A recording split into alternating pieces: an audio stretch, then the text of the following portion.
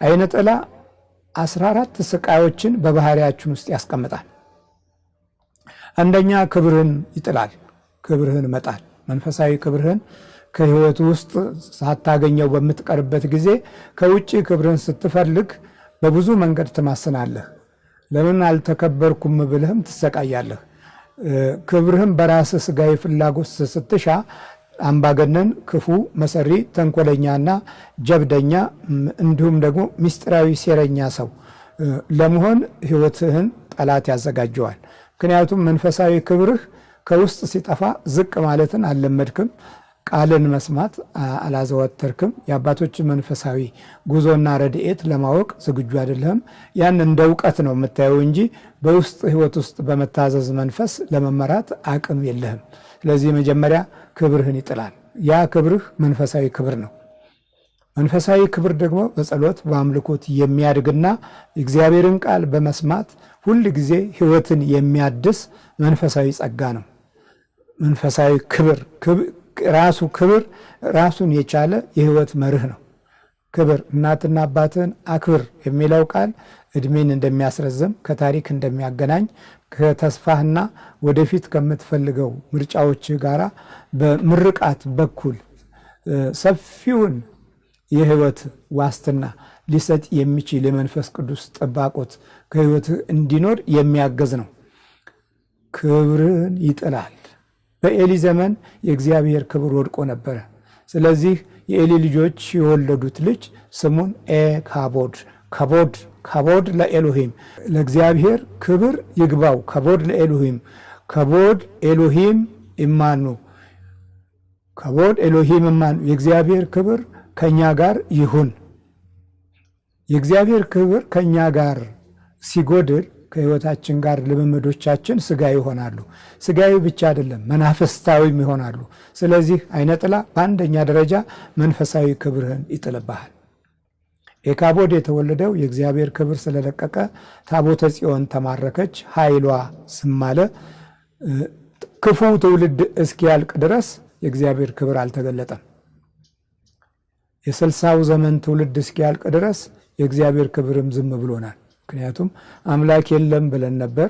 በአምላክነቱ ላይ ተሳልቀናል፣ በቤተ እግዚአብሔር ላይ ያሾፈናል። ከዛም አልፎ ተርፎ ደግሞ በቃሎቻችን ውስጥ እርግማንን አዘውትረን ይዘናል። ይሁደም የምትለዋ ቋንቋችን ይሄው ብዙ ነገር ታሪክም፣ እምነትም፣ መንፈሳዊ ጉዞም፣ ሐሳብም፣ ትውልድም እየወደበ መሆኑን አዝመራውን ዛሬ እያጨድን ነው። ቀደም ብለው የዘሩትን ዛሬ በማጨድ ላይ የምንገኙ ወገኖች ነን። ስለዚህ አይነ ጥላ ክብርህን ነጥቆሃል። የምትደማመጥበትን፣ የምትስማማበትን፣ የምትፈቃቀርበትንና በመልካም ሐሳብና ምኞት እርስ በርስ የምንተጋገዝበትን ኃይል ነጥቆናል። አየ እንዲህ ያደርጋል። ሁለተኛው አይነ ጥላ ከሚያጠፋብህና ከሚያበላሽብህ አንዱ የህይወት ሞገስህን ያጠፋል። የህይወት ሞገስ እግዚአብሔር አምላክ ለሰው ልጆች የሚሰጥ የውጨኛው የሰውነት ክፍል ብርሃን ነው። ያ የሰውነት ክፍል ብርሃን በዚህ በአካል ላይ የሚታይ የህይወት ድባብ ነው።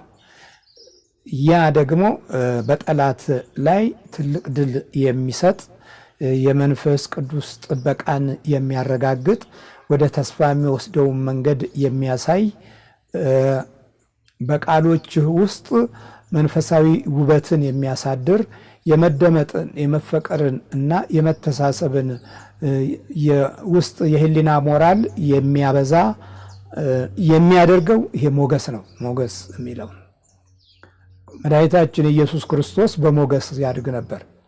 አብርሃም በሞገስ ያድግ ነበር። ሩት ሞገስን ባገኝ ባለችው መሰረት ርስት አግኝታለች፣ ትውልድ አግኝታለች። ከባዕድ ሀገር መጣ ባለ ርስት ባለ ሀገር እንድትሆን እግዚአብሔር አግዟታል ሞገስን በመመኘቷ። ስለዚህ የህይወትን ሞገስ አይነ ጥላ ያጠፋብሃል። ሞገስ የሚያድገው ካንተ ጋራ ስትጸልይ፣ ስታመልክ፣ እግዚአብሔርን ስትማጸን፣ ሞገስ ስጠይ ብለህ ስትለምን እግዚአብሔር ሞገሱን ይሰጣል። በሞገስ ውስጥ የሚከተሉት ባህሪያቶች አሉ።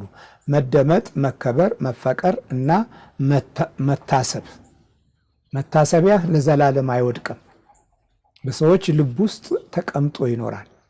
ነፍሳቸውን የሚባርክ ሐሳብ ከሰዎች ውስጥ እንዲቀመጥ የሚያደርግ መንፈሳዊ ጉልበት የምታገኘው በሞገስ ነው። እግዚአብሔር ሞገሱን ያብዛልን። ፈጣሪ አምላካችን ለትውልዳችን የጎደለውን የጠፋብንን ክብርና ሞገሱን ይስጠን። ከአባቶቻችን ላይ ሞገሱንና ክብሩን ይጨምር። ዛሬ ተዋርደናል። መተሳሰባችንም መፋቀራችንም ከባህሪያችን የራቀው በዚህ በዓይነ ጥላ ጠላት የተደገፍን ስለሆን መማቀቅ በዝቶብናል። ስለዚህ የሕይወት ሞገስን ያጠፋል። ዓይነ ጥላ ሞገስን ይጋርዳል። መጀመሪያውኑ ስለ ሞገስ የሚኖርህን ክብር እንዳትማረው ውስጥህን ያጨልማል። ሞገስን የምንማረው ከአባቶቻችን መንፈስ ጋር መማፀን ሲጀምር ነው። አብርሃም የይስሐቅን ሞገስ ያዘ፣ ያዕቆብ የይስሐቅን ሞገስ ያዘ። ያዕቆብ ለይሁዳ ሞገሱን ሰጠ፣ ሌሎችንም እንዲባርክ እድል አገኘ። የአባቶቻችን መንፈስና ሞገስ አንድ ጋር ተያይዞ ውስጣዊ ማንነታችንን ወደ ሰማይ ክብር ከፍ ሲያደርግ ምድራዊ ውርደቶች ከሕይወታችን ይርቃሉ። ሰይጣን የሚያዘጋጃቸው ዲያብሎስ የሚያስባቸው የጠላትነት ጉዞውን ጸጥ የሚያደርገው የእግዚአብሔር ሞገስ ሲኖረን ነው። በሞገስ ማደግ ስንጀምር ለሌላው ክብርና ሞገስ እንሆናለን። በሞገስ ማደግ ሲያቅተን ለሌላው ውርደት፣ ውድቀት እና ክፋት የምንመኝ የጠላትነትን መንፈስ የምናዘወትር ቋንቋችን ክብርና ሞገስ የተለየው የአረመኔነትን ድምፅ የምንካፈል ሆነን ታሪካዊ ውድቀትና ጉድለት ያየለባቸው ነገዶች ሆነን መማቀቅን፣ መሰቃየትን፣ መውደቅን እና መዋረድን ለትውልድ እንሰጣለን። እግዚአብሔር ይማረን። ስለዚህ ዓይነ ጥላ ሞገስን ይወስድብሃል። ሶስተኛው የእምነት ጸጋህን ያርቃል። ዓይነ ጥላ ያለበት ሰው የእምነት ጸጋው ይጠፋበታል። በዚህ ዘመን ውስጥ ታዲያ ለዘመናት ከ100ም ከ200ም ዓመት በፊት ይሄ የጠንቆላ መናፍስት ውስጥ ገብተን የኮከብ ቆጠራ ውስጥ አጋቢዎችና ተጋቢዎች አብዝተን በነበርበት ጊዜ ለክፉ ጣዖት መንፈስ የምንገብረው ነገር ሁሉ አብሮ ተያይዞ የተፈጥሮ ሕጋችንን የሥላሴ ፍጡር መሆናችንን ሁሉ በመዘንጋት ከአራዊቶች ጋር የተመደበ የኮከብ ቆጠራ ሐሳብ ተከትለን በምንራመድበት ጊዜ አብሮ የሚወለደው ጠላት ይሄ ክፉ መንፈስ የሕይወታችን የጉስቁልና አባዝ ይሆናል። በዚህ ጊዜ እምነትን እንጠላለን። እምነትን የሚጠላ ጊዜም እንድናፈራ እንገደዳለን። አልፎም ተርፎ አባቶቻችን ባለማመን ጠንቅ ውስጥ ሆነው ያገለግላሉ። አካላቸው በአገልግሎት ልብስ ተሸፍኖ ግን የውስጥ የሕይወት ችግራቸው ግን በትውልድ ላይ ተጽዕኖ የሚያሳድር ክፉ ጠላት የመናፍስቶች አባዜ ያደረበትና የጋለበበት የጋሸበበት ይሆንና በቋንቋችንና በንግግራችን መካከል የመሻታችን ውርጅብኝ ክፉ ጥፋቶችን አጉልቶ ያመጣል። ስለዚህ የእምነት ጸጋህን ይሄ ጠላት ያርቃል። ለእውቀትና ለትምህርት ለግርማ ሞገስ ብለን ያስገባ ነው እምነታችንን በሙሉ ኃይሉ ከነ ሞገሱና ከነ ጸጋው ተቀብለን እንዳንራመድ የሚከለክል አደጋ የሆነ መንፈስ ውስጣችን ይቀመጣል። ለምንድን ነው ውስጣችን የሚቀመጠው? ጤናችንን ሳይነካ መጀመሪያ የእምነት መንገዳችንን ያጨልምብናል። በእምነት የሚገኘውን ዋጋ ተቀብለን ለሌሎች በረከት የምንሆንበትን እድል እንድናጣ ይፋለመናል። ይሄ ጠላት ትልቁ ጉዞው በእምነት የሚገኘውን ጸጋ እንዳንታደል የሚያደርግ የሐሳር መንፈስ ነው። ወደን ያስገባ ነው። ቤተሰቦቻችን ወደው ያስገቡት አንድ ጋር ይያያዝና ውስጣችን የመናፍስቶች ማዕበልን ይፈጥራል። በዚህ ጊዜ እንጨነቃለን፣ ግራ እንጋባለን፣ እንቃዣለን። ያመነውን እምነት እንኳ በምናገለግለው ላይ እንኳ እየተጠራጠርን እናገለግላለን። ስለዚህ ሐሳባችን መንፈሳዊ ብሩህነት የጎደለው እጅግ የተወዛገበ የሕይወት መንገድን ያልተከተለ የተጣመመ ይሆንና ታሪኮቻችን ውስጥ ጉድለቶች አይለው አባቶቻችን በሰሩት ታሪክ ላይ መቅሰፍት እንሆናለን። ስለዚህ ሶስተኛው የእምነትን ጸጋ ያርቃል። አራተኛው ማስተዋልን ያስወግዳል። የማስተዋል መንፈሳዊ ጥበብን ከህይወት ውስጥ ያስወግዳል። የሚገርም ነው። የማስተዋል ብርሃንን ከማንነታችን ላይ ያርቀዋል።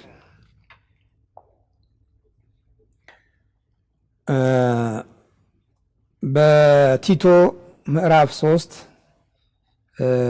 ቁጥር 3 ላይ እኛ ደግሞ አስቀድመን የማናስተውል ነበርን ይላል።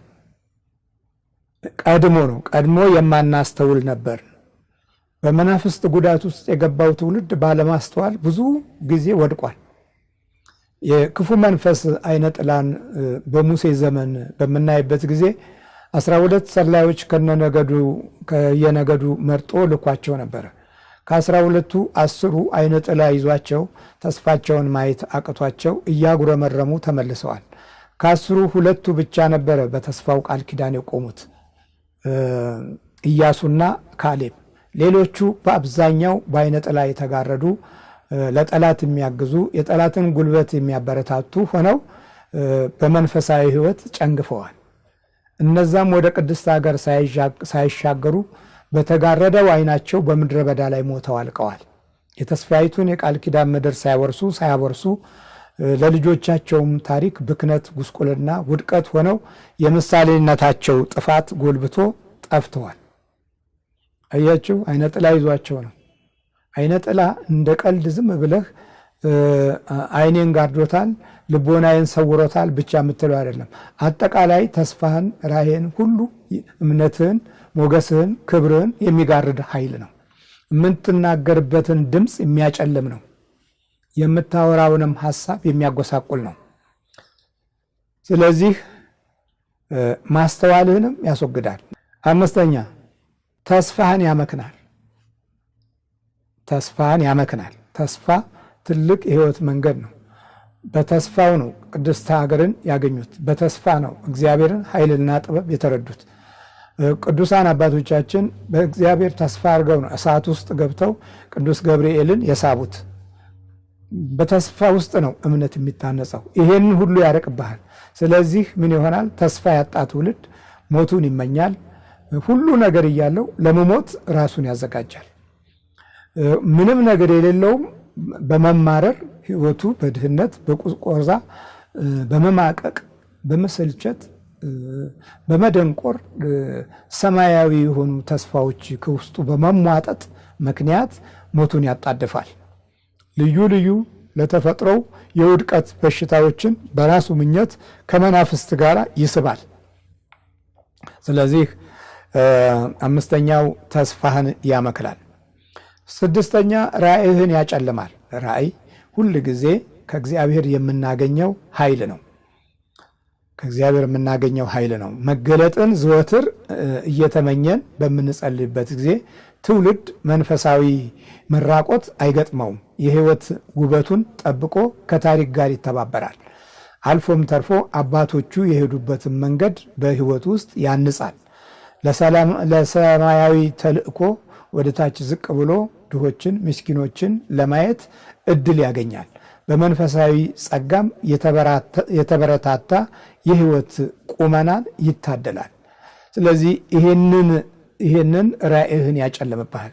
ራእይህ ሲጨልም በፍጹም ህልምም አታይም። እድሜ ልክህን ህልምን ትፈልጋለህ፣ ህልም አታይም፣ መገለጥም የለም። ሌላው በመገለጥ በሚያገለግልበት ጊዜም ደግሞ ትበሳጫለህ፣ ትናደዳለህ።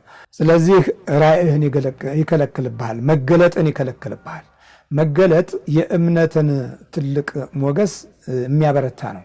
ያዕቆብ ወደ ተስፋው ትውልድ እንዲጓዝ የረዳው ለብቻው ተኝቶ ድንጋይ ተንተርሶ እግዚአብሔርን አምኖ በወደቀበት ጊዜ ራእይን አሳየው። ሰማይ ተከፍቶ የእግዚአብሔርን ክብር ከቅድስት ድንግል ማርያም ከተስፋው ቃል ጋር እንዲገናኝ መላእክት ሲወጡና ሲወርዱ እግዚአብሔር ከላይ በመሰላሉ ላይ ቆሞ አየ። ያ በሕይወቱ ተተከለ። ዛሬ ያንንም እኛ እንማረዋለን። የመገለጥ ተልእኮ ነው። የመገለጥ ተልእኮን ስናገኝ ራእያችን በውስጣችን ይቀመጣል። ዛሬ በውስጣችን የተቀመጠው አይነ ጥላ ነው። በየት በኩል ተስፋችንን እውን ያርግ? ስለዚህ ራእይህንም ይከለክላል። ራእይ የሌለው መሪ ሁል ጊዜ ጨለማን፣ ሞትን፣ ውድቀትን እና ችግርን፣ ስቃይን፣ ረሃብንና ድቀትን የህይወቱና የኑሮው ጓዳ ያደርገዋል። የህሊናውና የልቦናው መስፈርት ይሆናል።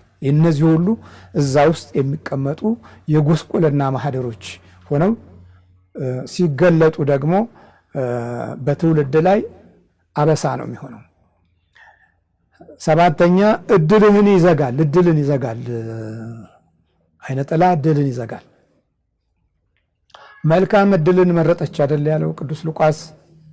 ማርያም በመድኃኒታችን በኢየሱስ ክርስቶስ እግር ስር በመቀመጧ መልካም እድልን መረጠች እኮ ነው ያለው። መልካም እድል እግዚአብሔርን ቃል ትሰማ ስለነበረ መልካም እድል ነበራት። የእግዚአብሔርን ቃል ስለማንሰማ አስተማሪዎች ነን እንጂ አንሰማም፣ ምንሰማ አይደለንም። እግዚአብሔር ለአስተማሪዎችም ይናገራል፣ ለአባቶችም ይናገራል፣ ለእህቶችም ይናገራል፣ ለትልልቆችም ይናገራል፣ ግን አንሰማም። እኛ እንናገር የምንል ስለሆነ በውስጣችን የሚያድር ኃይል የለም። የሚያድረው ጠላት ነው። ያ የጠላት ኃይል በሚገለጥበት ጊዜ ውድቀትን እንድናንጸባርቅ ግድ ይሆናል። ምኞታችን ሌላ፣ የሚሆነው ሌላ። ምክንያቱም በውስጣችን ተስፋችን መክኗል። ተስፋህን ያመክናል፣ ማስተዋልህንም ያሳጣል፣ ራእይህንም ያጨልማል፣ እድልህንም ይይዛል። እድል የተያዘበት ትውልድ ዛሬ ምንድን ነው ታዲያ? ተምረናል አይደል? እድላችን ተይዟል። እንነግዳለን እንላለን፣ እድላችን ተይዟል፣ አናተርፍም። ሁሉ ቦታ ላይ መጀመር ነው። ስንት ጊዜ፣ ስንት ስራ፣ ስንት የእውቀት ቦታ፣ ስንት ወንበር፣ ስንት የስልጣን ስፍራ ቀይራችኋል። ባትቀይሩም ተይዟል፣ ቀይራችሁም ተይዟል። እንዳትቀይርም ተይዛል፣ የቀየርከውም ተይዛል። በሩጫ መካከል ያለው ውድቀት ታላቅ ነው። ለብቻ ቁጭ ብለህ እንድትቆዘምና በእድልህ እያማረርክ እንድትኖር የመናፍስቱ ገዥነት የውስጥ ሚስጥርህን ተቆጣጥሮታል። እግዚአብሔር ምሕረቱን ያብዛልን። እድልህንም ይዘጋል። ትማራለህ፣ ወደምትፈልገው ግብ አትደርስም። ትሮጣለህ፣ በሩጫ ውስጥ በረከት ተካፋይ አይደለም። ስምንተኛ ችግርን ከነክፋቱ፣ ቅናትን፣ ምቀኝነትን እንደ የህይወት ስቃይ ያለማምድሃል። ዝም ብለህ ምቀኛ ትሆናለህ። ምክንያቱም እድልህ ተይዟል፣ ራእይ ተይዟል፣ ተስፋህ ተይዟል፣ ማስተዋልህ ተይዟል፣ እምነትህ ተይዟል፣ የህይወት ሞገስህ ተይዟል፣ ክብርህ ተይዟል።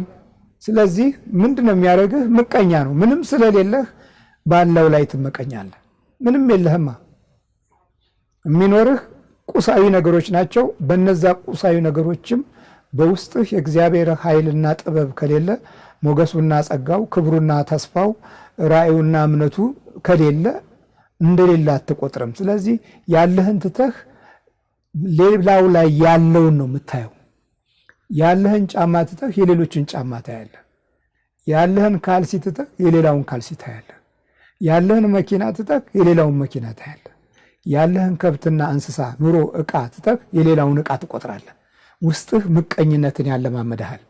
ስለዚህ አይነ ጥላ ሌላው ስቃዩ ችግርን፣ ክፋትን፣ ተንኮልን ያለማመድሃል። በችግር ውስጥ ምቀኛ ትሆናለህ። መስራት ስትችል እየሰራ አይባረክልህም። ስለዚህ ሌላው ሰርቶ ያገኘው ላይ ጠላት ትሆናለህ እና የጋራ ድህነትና ጉስቁልናን ለመያዝ መተት ታስመትታለህ። በአይንህ ቡዳ ሆነ ትበላለህ። ቋንቋህ ምቀኛ ሆኖ ሌላው ልብ ውስጥ ያድራል። ንግግርህ ክፋትና ተንኮልን አሳድሮ እንቅፋትን ዘርተህ እንቅፋትን እስክታጭ ድረስ ለትውልድህ ሞት ታስቀምጣለህ፣ ስቃይንም ታበጃለህ። እንዲህ ነው አየህ አይነ ጥላ የሚሰራ። ይሄን ያለ ረጅም መንገድ አለው። እስቲ አይነ ጥላ የያዛቸውን ሰዎች እየተከታተላችሁ ቪዲዮዎችን ተመልከቱ። ምን አይነት ውድቀት ውስጥ እንደከተታቸው። አንተ ምንም የለብኝም ትላለህ። አዎ ምንም እንደሌለብህ ሆኖ ተቀምጧል። ግን በእርግጠኝነት የምነግርህ አለብህ። እኔም ደህና ሰው አጥቼ ነው እንጂ አለብኝ። ደህና ሆነህ ከመጣህ እቀበልሃለሁ። ና አግዘኝና አስወጣልኝ እልሃለሁ፣ ና አርዳኝ እልሃለሁ። በጸጋው እየተከላከልኩ ነው እንጂ የለብኝም ማለት አልችልም። ጠላት አለብኝ። ወደኋላ ረጅም ዘመናት የኖሩት አያቶቼ ቅድመ አያቶቼ ምን እንደሰሩ አላውቅም፣ ግን በጥንቃቄ በመመለከትና በመገነዘብበት ጊዜ አንዳንዶቹ ለግርማ ሞገስ አብሾ ወስደዋል፣ አንዳንዶቹ ለእውቀትና ለጥበብ አብሾ ወስደዋል፣ አንዳንዶቹ ይህንን ተቃውመው በመንፈሳዊ ድል አሸንፈው መንፈሳዊ ተስፋን እኔ እስካለሁበት ጊዜ ድረስ አድርሰዋል። እግዚአብሔር ስሙ የተመሰገነ ይሁን። እኔ ያስኩት ይህንን የመናፍስቱን ትግል ከታገሉት አባቶች በኩል ያለውን የመረጥኩት፣ ይህንን የመረጥኩት በሰው ሕይወት ውስጥ ጠላትነት ያስቀመጠውን ክፉ ጠላት ማስወጣት፣ የተደበቀውን ማውጣትን የመረጥኩት። እናንተ ደግሞ ወይ ማስገባቱን ወይም የገባው እንዲቀመጥ ያለውን የመረጣችሁት። የገባው ይቀመጥ፣ ያልገባውም ይግባ፣ የታሰረው ይታሰር የሚል ሐሳብና ምኞት ያለን ይመስለናል። ምክንያቱም ክብራችን ጠፍቷል፣ ክብራችን ጎሎናል። የእግዚአብሔር ክብር፣ የእምነት ክብር፣ የሞገስ ክብር፣ የጸጋው ክብር ጎሎናል። 9ኛ መልካም ምኞትን ያርቅብሃል። መልካም ምኞትን አትመኝም። በክርስቲያናዊ ሕይወት ውስጥ ትልቁ መልካም ምኞት ነው። በመልካም ምኞት ውስጥ የሚመጡ ቡራኬዎች ትውልድን ተሻግረው ያሻግራሉ። የትውልድ የሕይወት ታሪክ ቁመና ላይ ይቆማሉ። መንፈሳዊ አምባን አርቀው የማሳየት አቅም አላቸው። መልካም ምኞት መባረክን የሚያካትት መንፈሳዊ ተስፋ ነው። ስትባርክ መባረክን ልብ ውስጥ ታስቀምጣለህ። እስቲ ማንኛችሁ አባቶች ናችሁ ልቦና ውስጥ እንድትቀመጡ እድል ያገኛችሁት?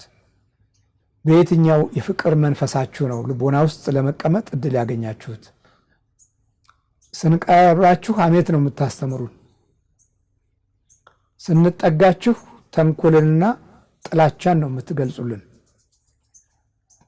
ችግርንና ውድቀትን ነው ሁሉ ጊዜ የምታበስሩልን። የቅዱሳን መንፈስና ጸጋን ለመግለጽ አቅምም ጉልበትም ካጣን ቆይተናል። ግን በእነዚህ ቅዱሳን ላይ እንጀራችንን እንበላለን፣ የአገልግሎት ልብሳችንን እንለብሳለን፣ በቤተ መቅደስ እንመላለሳለን፣ እንወጣለን፣ እንገባለን። እውነታዎቻችን ግን ከመዓትና ከመቅሰፍት ውጪ ሊያመጡ የሚችሉ ክብሮች አልታዩም። ስለዚህ 9ኛው መልካም ምኞትን ያርቅብሃል። አይነጥላ ህመሙን ብቻ ትጠብቅ፣ ውስጥህን ነው የሚዘርፍህ፣ ምኞትህን ይዘርፈዋል። ስለዚህ ለሌላው የምትመኝበት እደግ፣ ተመንደግ። የጎደለህ ምንድነው? ምን ላግዝህ? እግዚአብሔር ቤቱንም ትውልድህንም ኑሮህንም መንገድህንም ይባርክልህ የሚል መልካም ምኞት የለህም። የሚባርክ ምኞት የለህም። መድረክ ላይ የምንባርከው በቃል በያዝነው ቃል እንጂ ከልቦናችን ውስጥ በወጣ መንፈሳዊ ፍሬ ባለው በመለኮታዊ መንፈስ በተዋጀ በጸጋው ምስጢር አይደለም። ይህን እውነት አይደለም ልትለኝ አትችልም። ስለዚህ መልካም ምኞትን ይከለክለናል። ስንገናኝ በመልካም ምኞት ውስጥ አይደለም የምንነጋገረው። ክፋቶቻችሁን ነው የምናወራው። ተንኮላችሁን፣ ምዝበራችሁን፣ ጭካኔያችሁን፣ እላችሁን፣ ኩርፊያችሁን፣ ንዴታችሁን፣ ብስጭታችሁን ነው የምናወራው። ልዩነታችሁን፣ የዘር መድሏችሁን ነው የምናወራው። ወንበራችሁ ላይ ያለውን ክፋት ነው የምናወራው። ስለዚህ መልካም ምኞት የለንም። የጠላት አንዱ የአይነ ጥላ መቅሰፍትና ስቃይ አንዱ መልካም ምኞትህን ማራቅ ነው። ዛሬ የመልካም ምኞት እጦት ነው መተት የምንመትተው፣ አንዱን አንዱ የምናስረው፣ አንዱ ለአንዱ ስጋት የሆነው፣ አንዱ ለአንዱ ጠላት የሆነው መልካም ምኞት ከመልካም ንግግር ጋር ባለመታደላችን ነው። እግዚአብሔር ይማረን።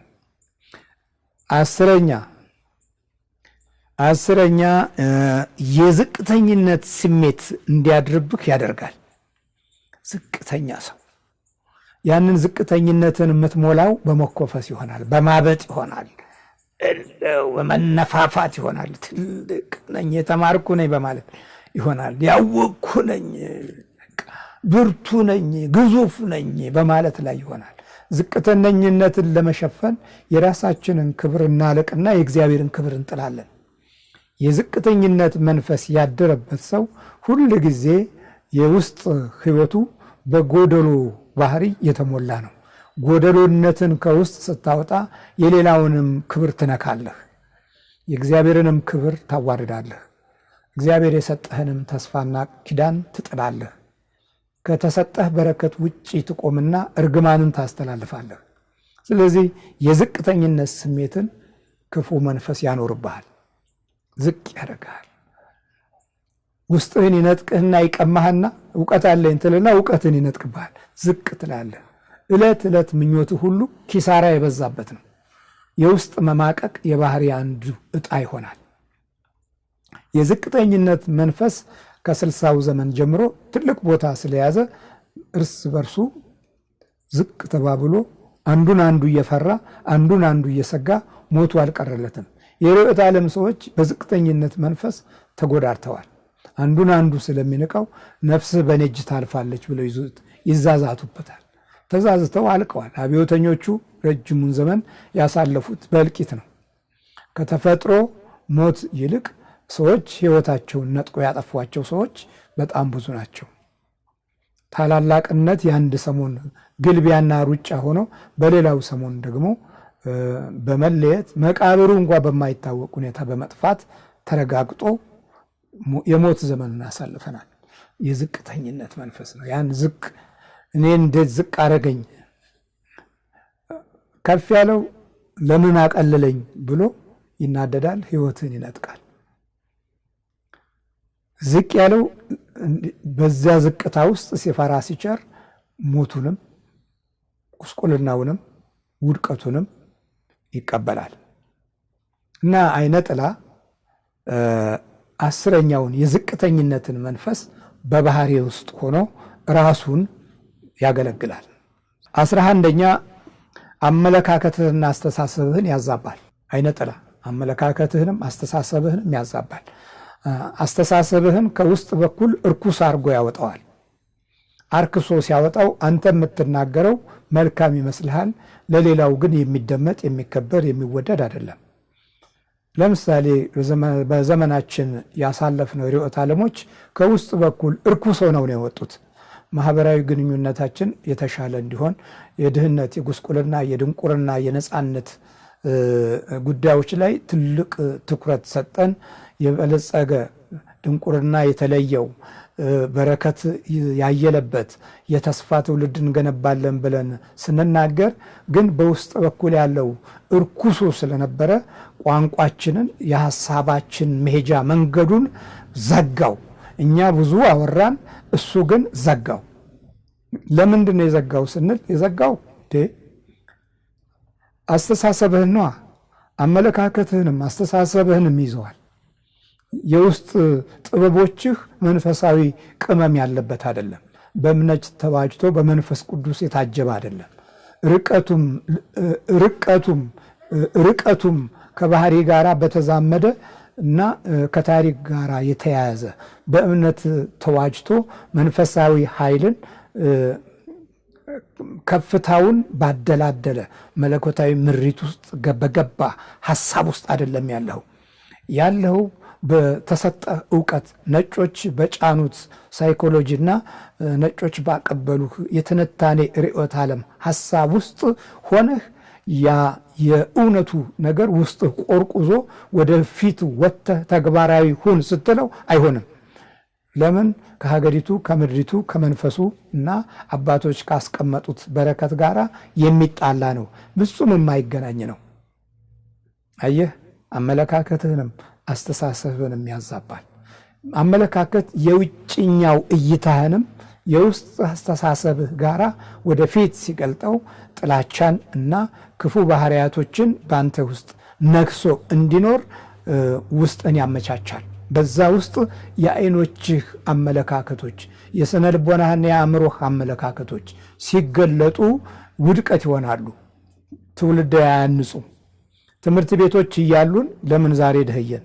ዩኒቨርሲቲዎች እያሉን ዛሬ ለምን ወደቀን? የፖለቲካ ሳይንቲስቶች እያሉን ለምን ዛሬ መግባባት አቃተን? የኢኮኖሚ ባለሙያዎች ኤክስፐርቶች እያሉን ለምን ረሃብና ችጋር ተጠናወተን? እንደዚህ ጠይቃችሁ ታውቃላችሁ? ራሳችሁን ፈልጉ።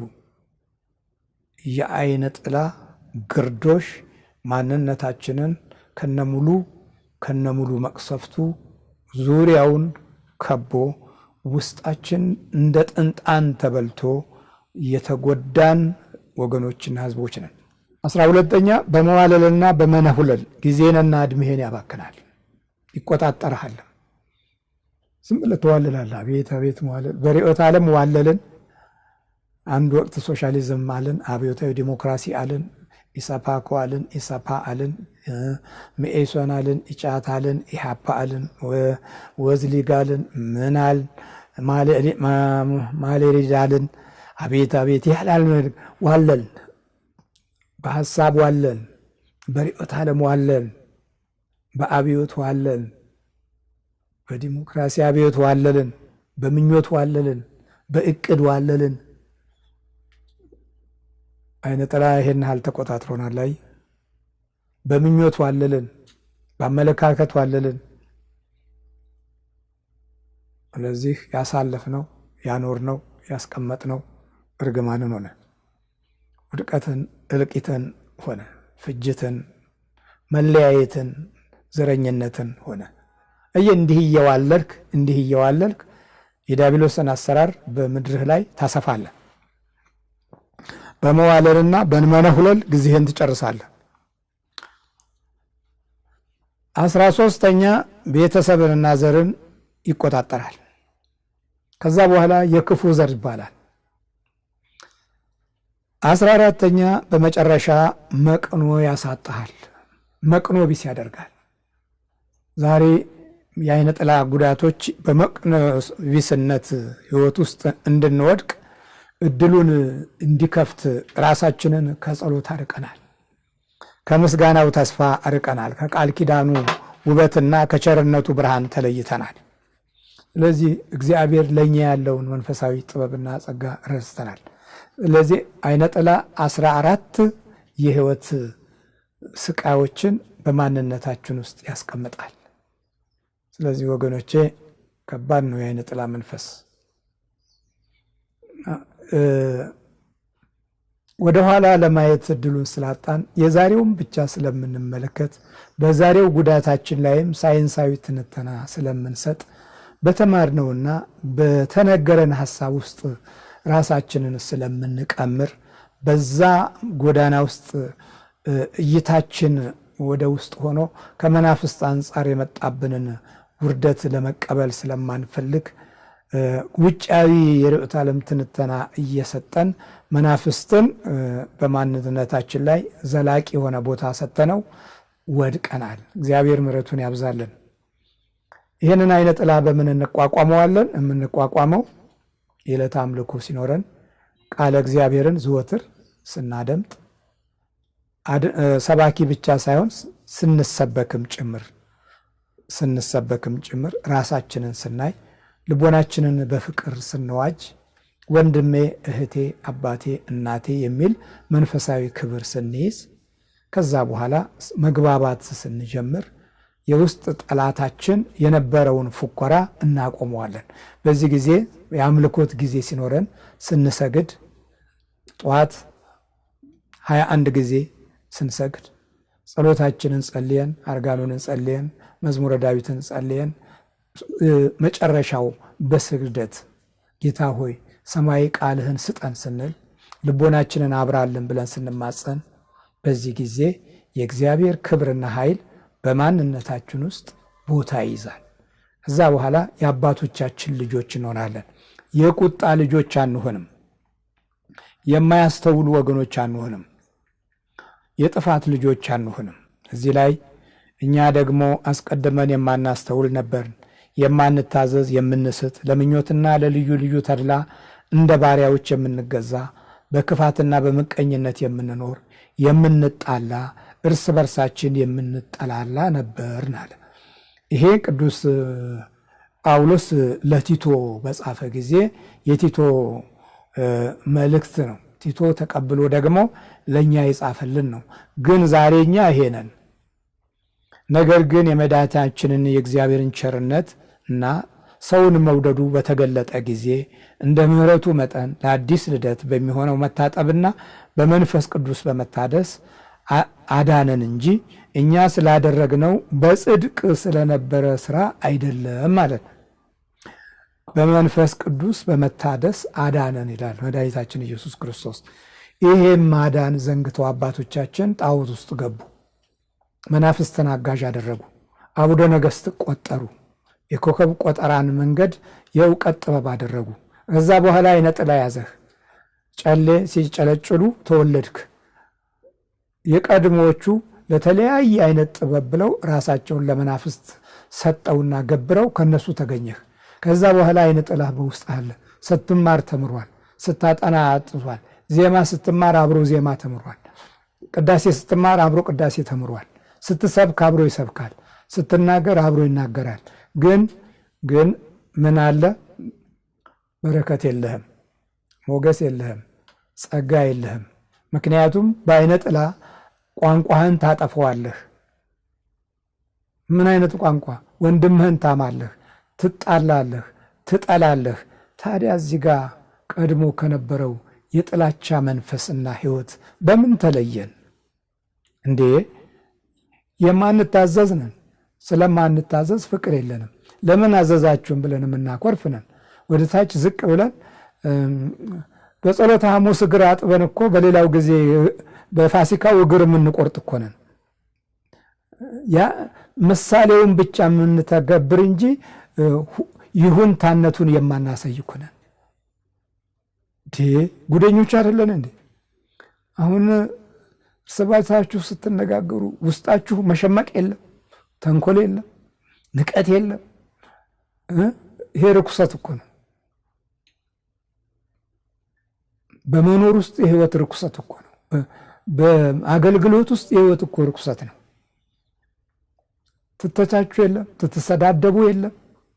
ይሄ ነው ክርስትና። እንዲህ ነው እንዲህ የምንስት ይላል። ለምኞትና ለልዩ ልዩ ተድላ እንደ ባሪያዎች የምንገዛ። እኔን የሚያሳድደኝ ጉቦ አምጣ በሚለው አይደል? ጉቦ ሰጥቶ እኮ ቦታ መያዝ አልተቸገርኩም። ስቀርባችሁ አላግባቡ መቅረብ አልፈለኩም። ቀርቤም ደግሞ ስላየሁ አትጠግቡም። ደግሞ ችግሩ እኮ ይሄ ነው። ደግሞ አትጠግቡም። ተሰጥቷችሁ አትጠግቡም። የባህር አልቀት ይመስል አትጠግቡም። ሁል ጊዜ እጅ የምታዩ ናችሁ። እግዚአብሔር ምሕረቱን ያብዛልን። በእውነትም ገና ብዙ ጉድለት ያለብንን። ዓይነ ጥላ እንግዲህ 14 ስቃዮችን የሚያስተላልፍብን የጠላት ኃይል ነው። ይህንን የምንቋቋምበት መንገድ ዘወትር እየተማርን ያለ ነው። የዓይነ ጥላ የህይወት የቁጣ ልጆች እንድንሆን አይገባም። የቁጣው ልጆች መሆናችንን የሚገልጽልን ምንድን ነው የሚለው? ደግሞ ከፍጥረታችን የቁጣ ልጆች ነበርን ነው። አሁንም የቁጣ ልጆች ሆነን ቁጣው እየተገለጸ ነው የመጣው። የቁጣ ልጆች ነን። ይኸው ሁሉን ነገር አበላሽተናል፣ አጥፍተናል። ሁሉን ነገር አባትነት አጥፍተናል። የቁጣ ልጆች ነን። የቁጣ ልጆች አባቶች ሆኑ። የቁጣ ልጆች ሁሉን ሆኑ። የቁጣ ልጆች በየቦታው፣ በየስፍራው፣ በየሀገሩ፣ በየወንበሩ የቁጣ ልጆች። ስለዚህ ዓይነ ጥላ የህይወት ስቃይን በማንነታችን ላይ ትልቅ ስፍራ የሰራ ክፉ ጠላት ነው። መታመማችሁን ነው የምትጠብቁት አይደልና? ብዙዎቻችሁ መንፈሳውያን ነን የምትሉ አብዛኞቻችሁ መታመመን ነው የምትጠብቁት። ቅዠቱን አታስተውሉትም። የውስጥ ድንቁርናውን አታስተውሉትም። ለመንፈስ ቅዱስ የመታዘዝ ሞገስና ጸጋውን አታስተውሉትም። ስለዚህ እግዚአብሔር ምሕረቱንና ጸጋውን ያብዛልን። ስለዚህ የዓይነ ጥላ ቁጣና መቅሰፍት ትውልዳችን ላይ ካረፈ ዘመናት አልፏል። ይህንን የምንቋቋመው በዕለተ አምልኮት ውስጥ እድል ሲኖር ነው። እግዚአብሔር ምሕረቱን ይስጠን። ሰላም እግዚአብሔር ከሁላችሁ ጋር ይሁን። ሁላችንንም እግዚአብሔር ይባርከን። አሜን።